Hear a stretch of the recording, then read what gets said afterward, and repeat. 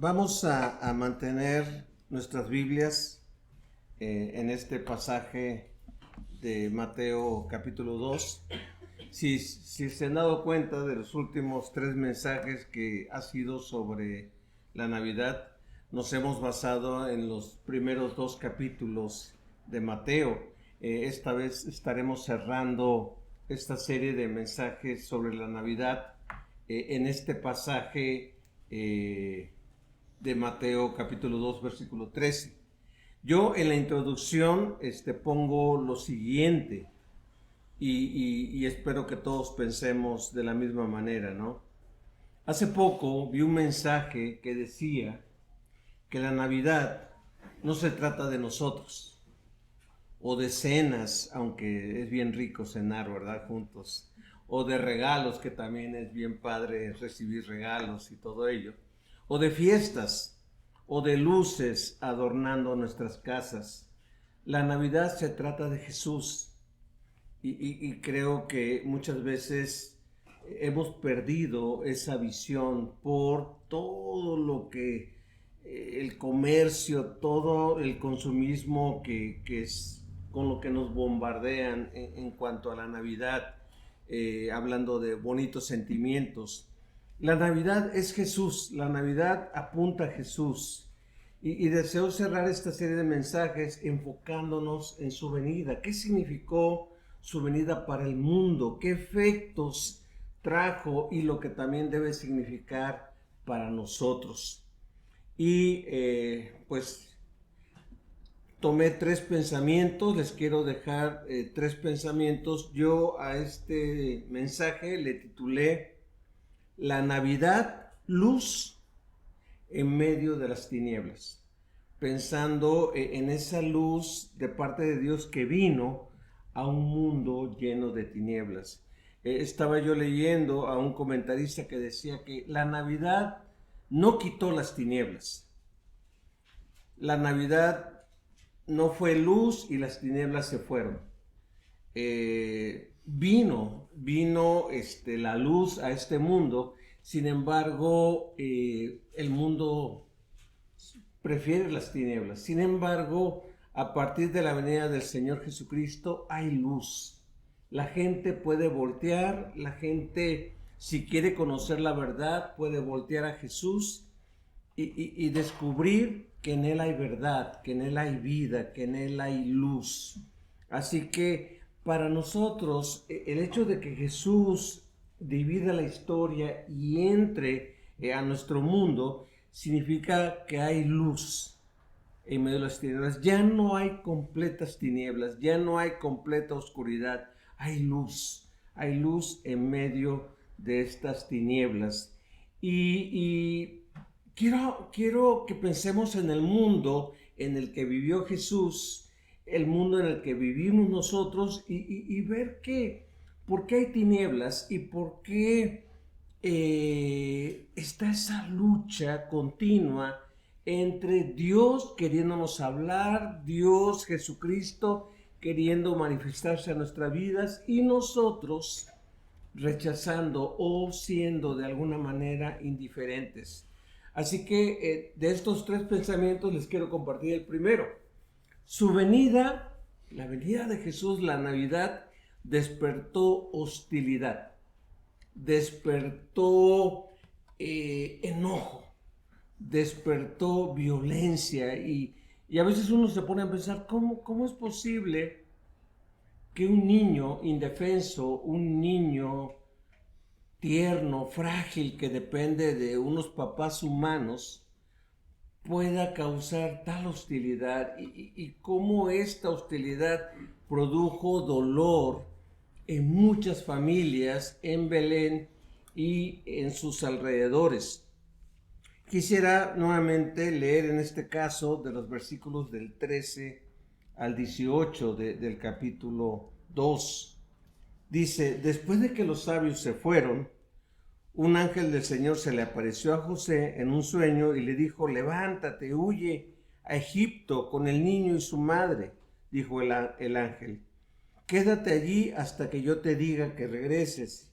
Y explica después la razón: porque Herodes, este rey malvado, buscará al niño para matarlo. O sea, lo querrá quitar, aunque sea un infante, aunque sea un niño frágil, lo querrá borrar.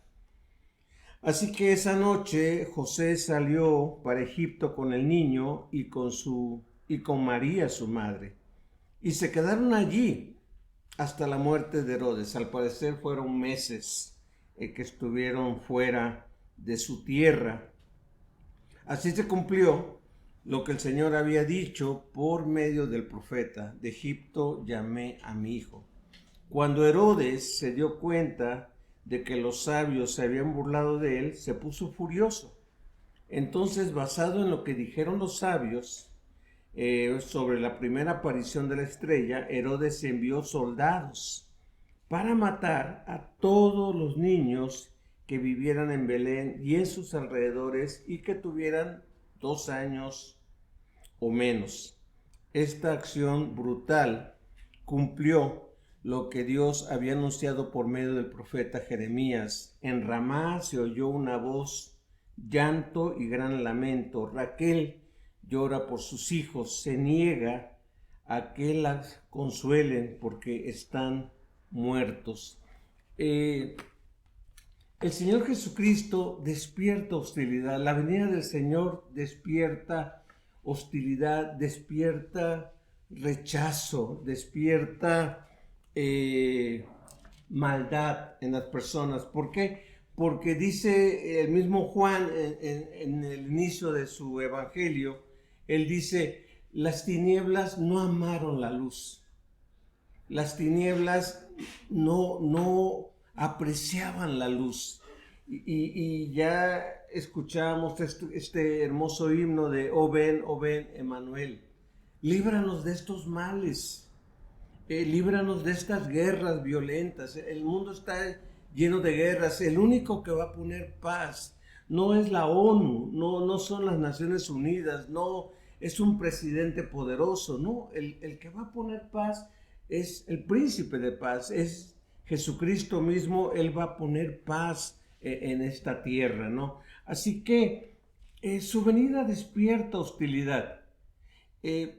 Simplemente cuando la gente sabe que Dios ha abierto tu corazón para que tú creas en Cristo, va a haber gente, o una de dos, o que se va a burlar de ti, o que va a despreciar lo que ahora tú crees.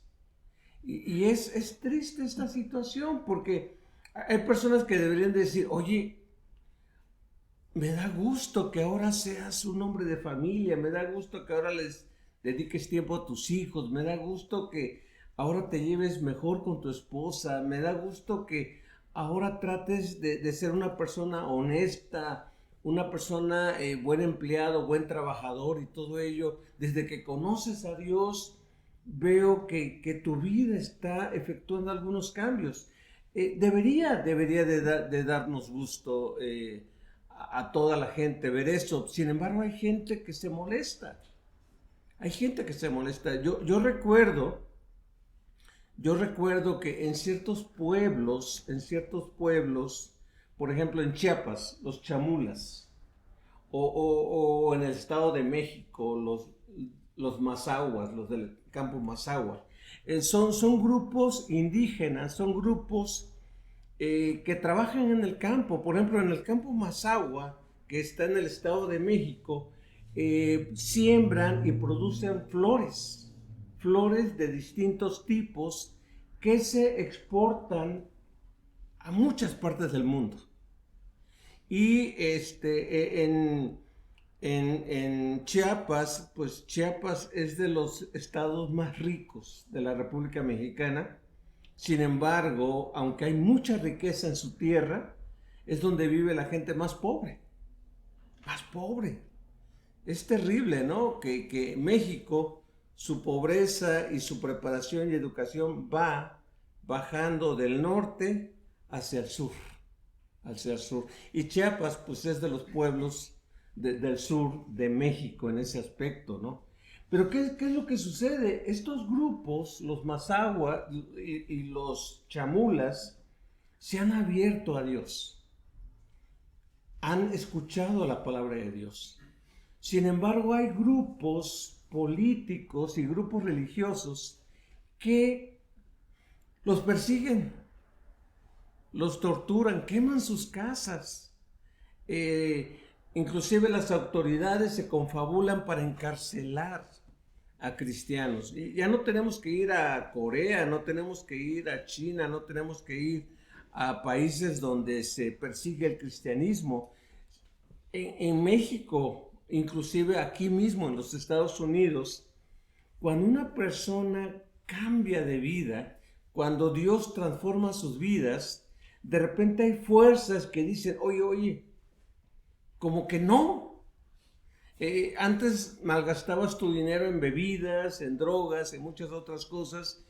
Ahora ya no estás, ahora ya lo estás ocupando en tu casa, en tu familia y todo ello. No está bien.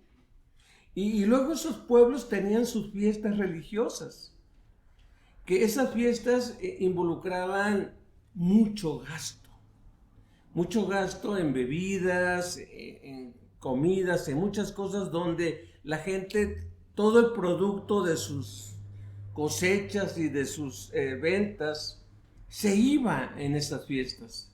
De repente estas personas empezaron a ahorrar, empezaron a invertir, empezaron a utilizar mejor su dinero. ¿Y qué pasó? Pues no les gustó. No les gustó. ¿Por qué? Porque la luz vino a las tinieblas, ¿no? Y podría dar muchos otros ejemplos. Pero es triste que en lugar de que un compañero de trabajo, una compañera, un amigo, alguien, un familiar, se alegre porque tú hayas abrazado la verdad cristiana, lo ve con desconfianza, lo ve con celos, lo ve con indiferencia, lo ve como, y hasta nos empiezan a poner apodos, nos empiezan a poner nicknames, nos empiezan a despreciar y todo ello. Y Jesucristo dijo eso. Jesucristo dijo, si a mí me lo hicieron, a ustedes también se lo van a hacer. Si a mí me despreciaron, si a mí me rechazaron, a ustedes también los van a rechazar, a ustedes también los van a despedir. Es muy triste, muy doloroso, por ejemplo, que Alejandro nos cuenta que, por ejemplo, su Biblia se le extravió en su casa. Su libro de estudio bíblico se perdió. ¿Por qué? ¿Por qué no hay ese gusto de que Alejandro está estudiando la palabra? De que él está leyendo la Biblia, de que él está aprendiendo más y más de Dios. Pues alguien llegó y le quitó esas cosas, ¿no? Pero gracias a Dios que Alejandro no se derrotó, él llegó y dijo, ya no tengo. Y Dios fue hermoso que le volvió a proveer de estos materiales y de esta palabra para que él se siguiera alimentando.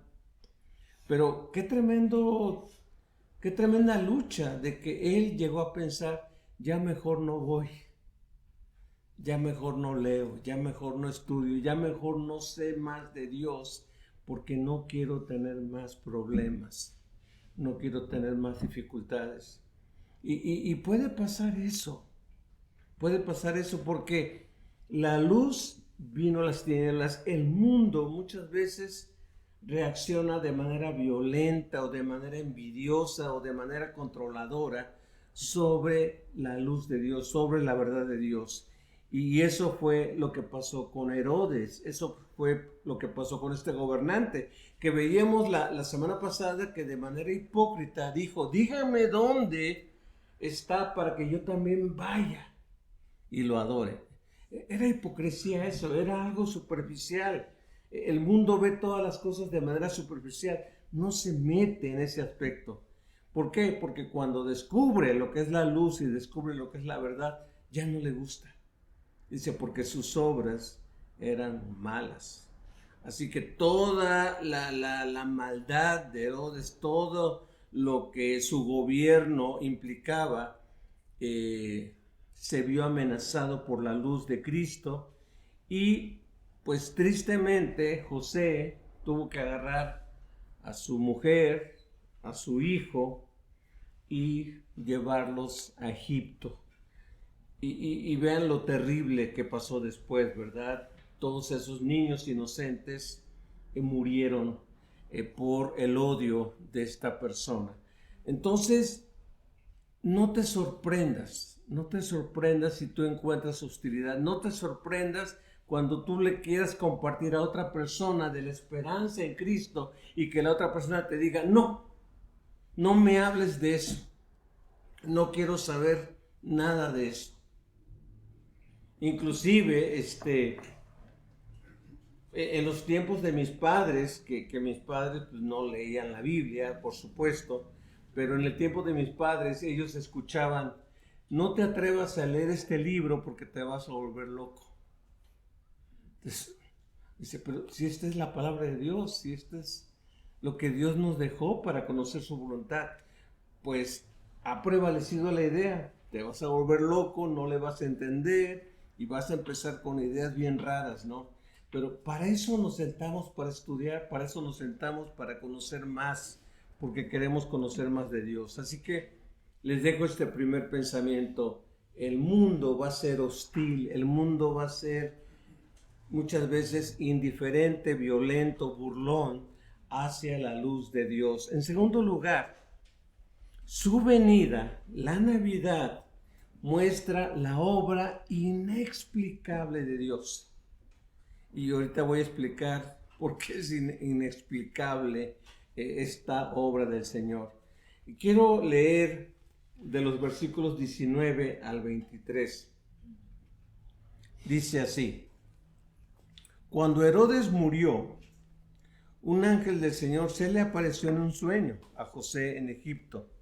Levántate, dijo el ángel, lleva al niño y a su madre de regreso a la tierra de Israel, porque ya murieron los que trataban de matar al niño.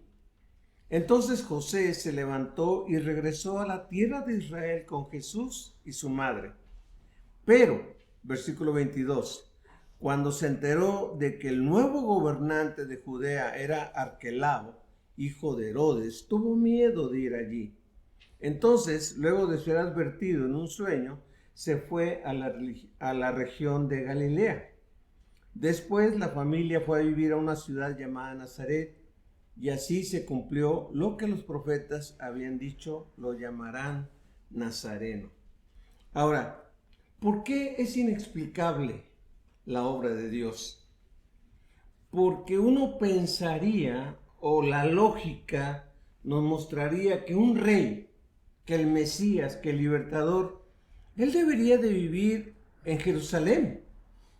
Él debería de desarrollarse y de prepararse en una gran ciudad.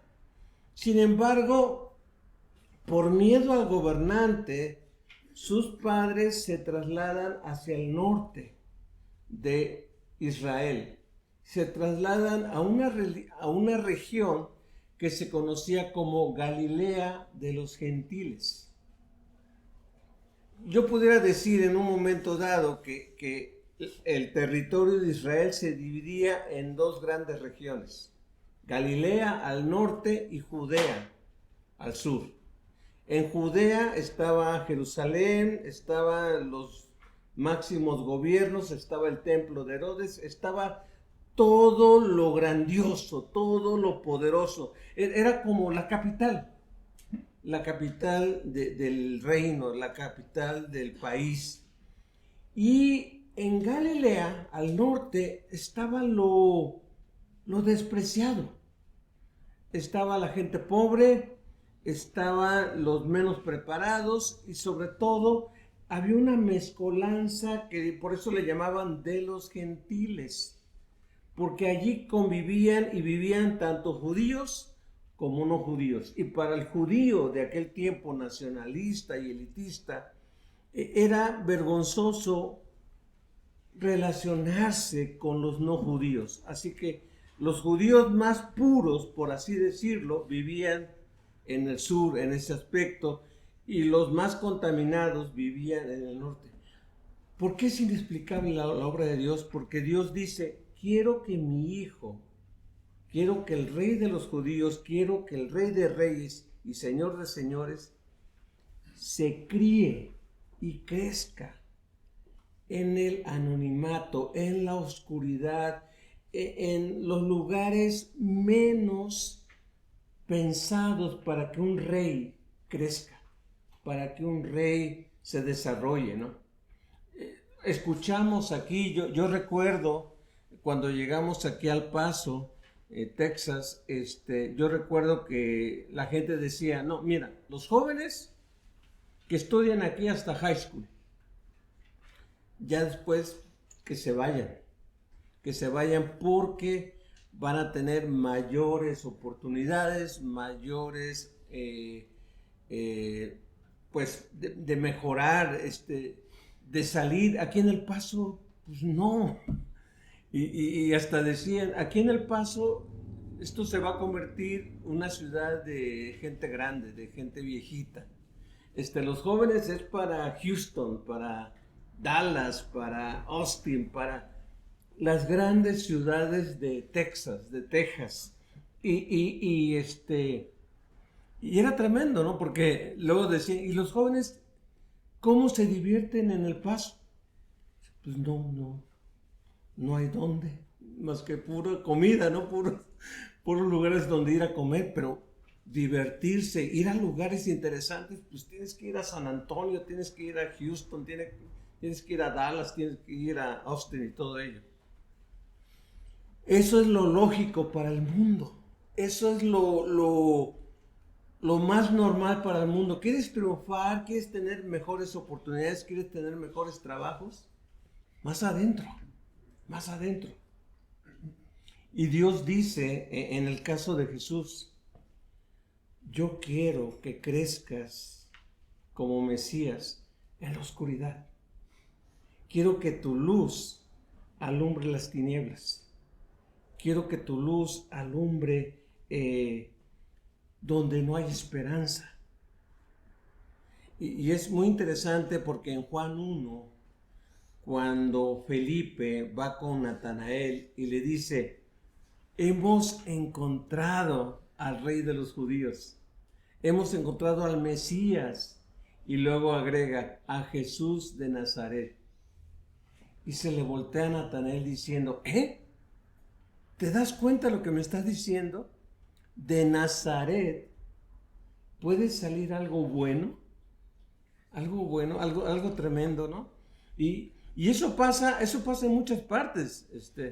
Yo recuerdo que decía, no, la Ciudad de México y la capital y todo. ¿Y de dónde eres tú? Veracruz. Veracruz. Ok.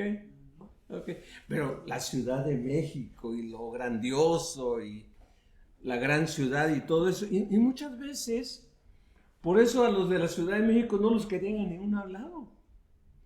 Yo recuerdo que en Chihuahua decía, si amas Chihuahua, mata a un chilango. Digo, wow, entonces cuando uno decía, no digas de dónde vienes, por favor, no digas de dónde vienes, porque te puede ir mal en ese aspecto, ¿no? Pero el Señor decidió en un lugar oscuro.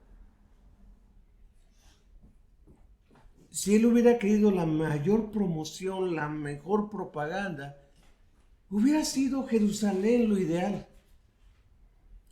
Pero el Señor decide que fuera en Nazaret. Ahora, llama mucho la atención, y no sé si a ti te ha llamado la atención, porque a veces uno tiene que buscar referencias, donde dice, y así se cumplió, versículo 23, lo que los profetas habían dicho, lo llamarán Nazareno. Y ojo, para los que estamos estudiando Jueces, no dice Nazareo, dice Nazareno. Nazareno es de Nazaret, el lugar de donde viene, Nazaret. Nazareo es apartado. Muchos decían, por eso Jesús tiene el cabello largo y todo eso, porque es nazareo. No. Él es nazareno porque venía de Nazaret. Y uno se pregunta, ¿qué profeta? Porque uno, si es estudioso, si quiere conocer más, uno dice, ¿y qué profeta dice eso? No hay ningún profeta. No hay ningún libro donde diga, ningún libro en la Biblia donde diga, y el Mesías se le va a llamar Nazareno. No hay. Pero lo interesante es que Nazaret significa renuevo. Renuevo. Un renuevo es como un retoño. Es como algo que surge de algo caído, de algo que ya como que estaba muerto. Por eso se dice que los árboles que se cortan y que están sus troncos tirados, de repente brotan de algún lado, brotan como retoños. A eso se le llama renuevo. Y de ahí viene la palabra Nazaret. Nazaret. En Isaías 11 dice que brotará un retoño de la casa caída de Israel. ¿Qué sucede con esto? Que la casa de David, los descendientes de David, los hijos de David, aquellos que venían de ese linaje real de donde surgían los reyes de Israel, todos habían muerto, todos habían caído. Ya no había rey en Israel que viniera de la casa de David. Pues los profetas Isaías y otros pusieron: de lo caído Dios levantará un retoño. Dios levantará Nazaret, Netzer. Y de esa palabra Netzer, Nazaret, se cumplió la profecía. Que de lo caído, de lo olvidado, de lo desechado, de lo que ya no se veía esperanza, de los descendientes de David, Dios iba a levantar a un hijo que iba a ser el retoño que le daría vida a Israel. Así obra Dios, de lo despreciado, de lo rechazado, de lo olvidado, de lo que uno dice, ¿cómo Dios va a hacer algo sobrenatural de eso? Dios dice: yo lo voy a hacer, yo lo puedo hacer. Yo no nada más me baso en algo portentoso o en algo poderoso. Yo, de lo rechazado y de lo olvidado, yo puedo levantar un renuevo para traer salvación al mundo. Así que Dios obra de manera inexplicable. Dios obra de lo que nosotros no podemos entender. No podemos entender cómo Dios nos puede responder a una petición familiar, a una oración que hagamos sobre una necesidad familiar. ¿Cómo nos va a sacar Dios adelante de esto? ¿Cómo vamos a poder salir de algo que estamos enfrentando como familia? Dios es poderoso para responder. Y nos lo demuestra en la persona del Señor Jesucristo. Por último, quiero dejarles este tercer pensamiento. Su venida muestra que toda la Biblia se trata de Jesús. Todo este libro apunta a Jesús. Todo este libro se basa en la persona de Jesús. Aunque tal vez tú digas, habla del pueblo de Israel. Sí, habla del pueblo de Israel, pero apunta a Jesús. Toda la Biblia trata de Jesús, de tal manera que cuando tú leas la Biblia, cuando tú abras las páginas de este libro, pídele a Dios con confianza: revélame a Jesús, muéstrame a Jesús, quiero aprender algo del Mesías, quiero aprender algo del Señor, y Dios lo va a hacer. Ahora, ¿qué dicen los versículos 14 y 15 de este pasaje? Vean lo que dice: esa noche José salió para Egipto con el niño y con María su madre, y se quedaron allí hasta la muerte de Herodes. Y vean cómo es Mateo tan intencional. Así se cumplió lo que el Señor había dicho por medio del profeta: de Egipto llamé a mi hijo. Y aparece hijo con letras, con la H mayúscula, hablando de que se está refiriendo a Jesús. Ahora, si somos honestos, yo pongo aquí: ¿qué profeta dijo de Egipto llamé a mi hijo? Si tú vas a las referencias, te vas a topar con que Oseas el profeta Oseas en el Antiguo Testamento habla de este mensaje. De Egipto llamé a mi hijo. Pero si somos honestos, al estudiar el Antiguo Testamento, nos damos cuenta que cuando él se refiere a de Egipto llamé a mi hijo, se está refiriendo a Israel, al pueblo de Dios. En varios pasajes de la Biblia, Dios trata al pueblo de Israel como mi hijo.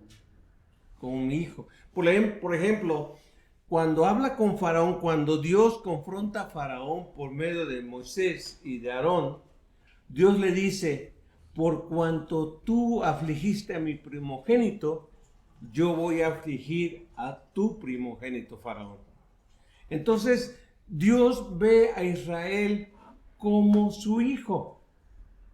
Pero la profecía va más allá de Israel. Si tú lees al profeta Oseas, el profeta Oseas está hablando de la historia de Israel y está hablando de que Israel se hizo pueblo en Egipto y que en un bendito tiempo, a través de Moisés, Dios llamó de Egipto, de la esclavitud que Israel tenía en Egipto, y los sacó a la tierra prometida. Y uno puede entender: de Egipto llamé a mi hijo.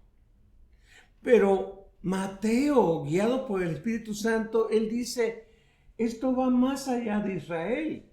Aquí está hablando de Jesús.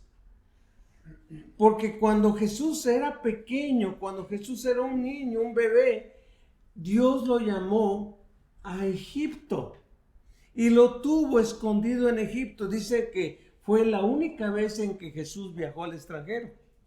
Y todo esto fue perseguido por un rey odioso, ¿no? Y todo ello. Entonces, cuando va de regreso a su pueblo, dice: de Egipto llamé a mi hijo, para que se cumpliera la profecía. Ahora, tú dices: ¿pero qué tiene que ver esto con Jesús? Dios siempre le dijo a su pueblo: hijo, tú eres mi hijo. Tú eres para mí un hijo, obedéceme. Obedéceme y vivirás. Lo triste de la historia de Israel es que Israel fue un mal hijo. Israel desobedeció al Señor. Israel se rebelaba contra Dios. Israel andaba tras otros dioses. Israel era un pueblo idólatra. Y Dios le dice: obedéceme y vas a tener vida. Obedéceme y vas a tener vida. ¿En qué se cumple la profecía? En Jesús. En que Jesús fue hijo. Pero Jesús obedeció. Todo lo que Dios le pidió a Israel, Jesús lo hizo. Jesús nunca pecó. Jesús nunca hizo lo malo. Jesús siempre obedeció a su Padre.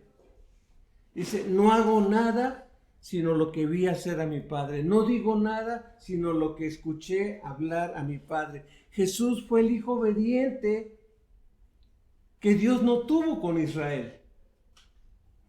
Pero aquí viene lo maravilloso. Cuando pensamos en la salvación y cuando pensamos en Jesús, decimos: ahora entiendo lo que Dios le pide a su hijo. Que sea un hijo obediente, que sea un hijo que haga su voluntad. Nadie, ningún pueblo, ningún ser humano puede obedecer al Señor. Ningún ser humano puede hacer la voluntad del Padre. Solamente el Hijo. Solamente Jesús. ¿Y qué significa eso? Significa que tú y yo, por nosotros mismos, no podemos obtener salvación. Tú y yo no podemos encontrar perdón de pecados. Tú y yo no podemos encontrar la vida eterna que solamente en Cristo se ofrece. Cuando un hombre se enfrentó en una crisis de fe, le dijo al apóstol Pablo: ¿qué tengo que hacer? ¿Qué tengo que hacer para ser salvo? Pablo lo único que le dijo: Cree. Cree en el Señor Jesucristo y serás salvo tú y toda tu casa. Cree. No tienes que hacer grandes maravillas, grandes proezas. Simplemente depositar tu fe en Jesucristo. Todavía hay mucha gente que cuando piensa en religión, inmediatamente piensan, ¿qué tengo que hacer? ¿Qué tengo que hacer? ¿Qué cosas tengo que cumplir? ¿Qué cosas tengo que llevar a cabo? Tienes que creer, porque Él ya lo hizo todo. Porque Él ya cumplió, porque Él obedeció, porque Él hizo la voluntad del Padre y porque Él vino a este mundo a cumplir la voluntad del Padre y murió en una cruz para cumplir y hacer lo que tú y yo no podíamos hacer. Así que, aunque este libro habla de la historia de Israel y aunque este libro habla de muchos otros pueblos, el mensaje central de este libro es Jesús. Así que no se trata de nada más que de Jesús. El cristianismo es Jesús. El cristianismo es obedecer a Jesús. Por lo tanto, yo quiero concluir con los siguientes pensamientos. Hubo hostilidad en la Navidad de Jesús. Ha habido en la historia confusión con su persona. Inclusive hay discusión con la salvación que Él ofrece. ¿Qué tengo que hacer? ¿Qué tengo que pagar? ¿Qué tengo que lograr? No tienes que hacer nada, simplemente confiar en Él. Pablo, cuando habla de todo esto en Romanos, él dice, pues todas las cosas provienen de Él y existen por su poder y son para su gloria.